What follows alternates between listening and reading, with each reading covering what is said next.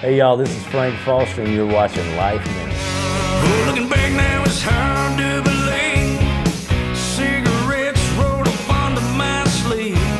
I was the same way as anybody else. Came to Nashville wanting to be the next big thing. If you'd have told me 10 years ago when we started this, I'd be 7 albums into a career, I'd have probably called you a liar. But the name of the album is Till I'm Gone. It's the best of what we've ever done. You know, you've got your Southern rock and roll on it. You've got your straight ahead country songs.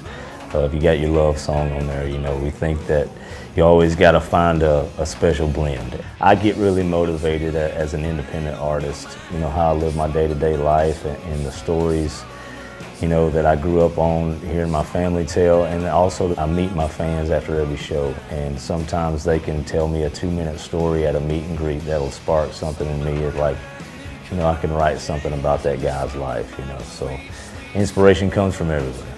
I remember the first time we charted on Billboard, it blew me away because I wasn't expecting it. Every album that came every year was just, you know, it went from a 30 to an 11 to a 7. We had a 4, you know, and then now this latest album, you know, we were number 2 behind Carrie Underwood, which is, you know, Carrie Underwood's the only person that beats you in a week. I can take that. Biggest inspirations for me, you know, just being in the South where I come from, names like Hank Jr. and Leonard Skinner, it's like you have to listen to those people growing up there.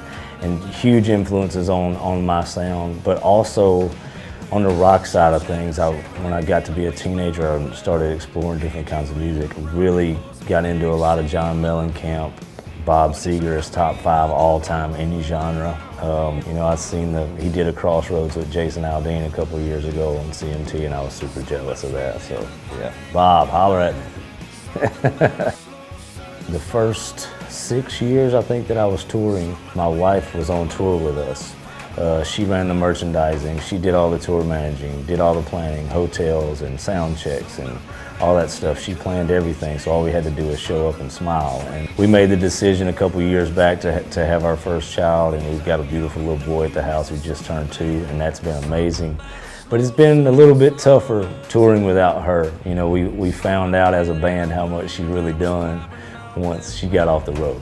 What's next for me? Excited about 2019. I've got a cruise coming up that I'm doing that we've got 500 or 600 fans signed up for already, which is incredible that many people can take a week out of their lives and come out and hang out with us. So 2019 is going to be huge. The schedule is shaping up to be our biggest yet. So I'm looking forward to 19. Something about being free.